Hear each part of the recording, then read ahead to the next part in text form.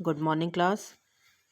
हमारा जो second chapter हमारा चल रहा था विकास की विभिन्न अवस्थाएं, तो इसका हम नेक्स्ट टॉपिक करेंगे आज शारीरिक विकास को प्रभावित करने वाले कारक। तो शारीरिक विकास को प्रभावित करने वाले फैक्टर अफेक्टिंग फिजिकल डेवलपमेंट, इसमें हमारा क्या क्या आता है? पोषण स्तर आता है, टीकाकरण आता है, जाति और संस्कृति, वंशानुक्रम, हेरिडिटी, प्रोत्साहन और व्यायाम। तो ये चीज़ें हमारी जो है सारी शारीरिक विकास को प्रभावित करती हैं। तो इसमें पहला है हमारा पोषण स्तर। पोषण स्तर न्यूट्रिशन लेवल कैसे प्रभावित करता है? गर्भावस्था में लिए गए पोषण का पैदा होने वाले बालक के स्वास्थ्य पर जो है बुरा प्रभाव पड़ता है। कि गर्भावस्था में आप किस तरह की चीज़ें खाते हैं, कैसा पोषण लेते हैं, आयोडीन की कमी वाली चीज़ें लेते हैं कि कोई भी न्यूट्रिशंस है, कोई भी पोषक तत्व है उसकी कमी है हमारे में कि उसकी अधिकता है हमारे में।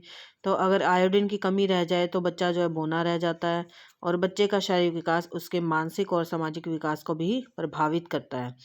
तो गर्भावस्था में कुपोषण होने से बच्चे के मस्तिष्क का भी विकास नहीं हो पाता। तो ये हमारा पोषण स्तर। फिर है टीकाकरण। शिशुवावस्था में बच्चों को तपेदिक, गलघोटू, काली खांसी, टेटनस, पोलियो, खसरा, हेपेटाइटिस की संभावना बहुत अधिक होती है। यदि बच्चों का टीकाकरण नहीं किया जाता तो यह संक्रामक रोग आक्रमण कर सकता है। फिर थर्ड है इसमें हमारा जाति और संस्कृति। कास्ट और कल्चर। कुछ जातियों के बच्चे शारीरिक रूप से अधिक स्वस्थ होते हैं, इनमें संक्रमण को सहने की क्षमता भी अधिक होती है।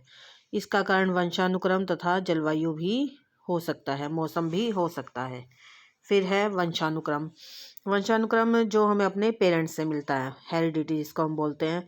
तो बच्चों का स्वास्थ्य है उसके माता पिता के स्वास्थ्य है तथा शारीरिक डील डोल पर निर्भर करता है। उचित वातावरण से यह पूर्ण रूप से विकसित हो जाता है कि हमारे माता पिता का कद काठी कैसा है, उनकी आवाज़ कैसी है, उनके बाल कैसे हैं, उनका कॉम्प्लेक्शन कैसा है।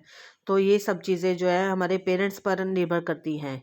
तो ये हेरिडिटी होती है, बच्चों का स्वास्थ्य उसके माता पिता के स्वास्थ्य डील डोल पर निर्भर करता है। फिर इसमें हमारा प्रोत्साहन।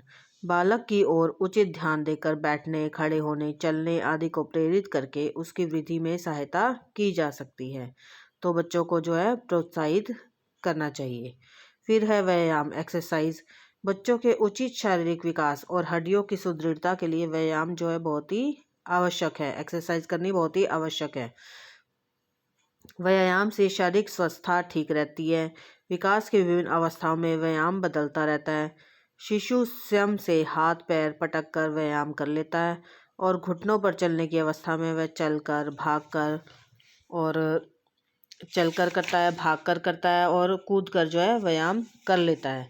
तो इस तरह से उसकी एक्सरसाइज हो जाती है जिससे उसे भूख लगती है, भोजन भी पच जाता है अगर एक्सरसाइज की जाए और रोगों से भी बचाव हो जाता है। तो इसमें हमारा हमने क्या क्या पढ़ा कि पोषण स्तर, टीकाकरण, जाति और संस्कृति, वंशानुक्रम, प्रोत्साहन और व्यायाम, ये शारीरिक विकास को प्रभावित करने वाले कारक हैं।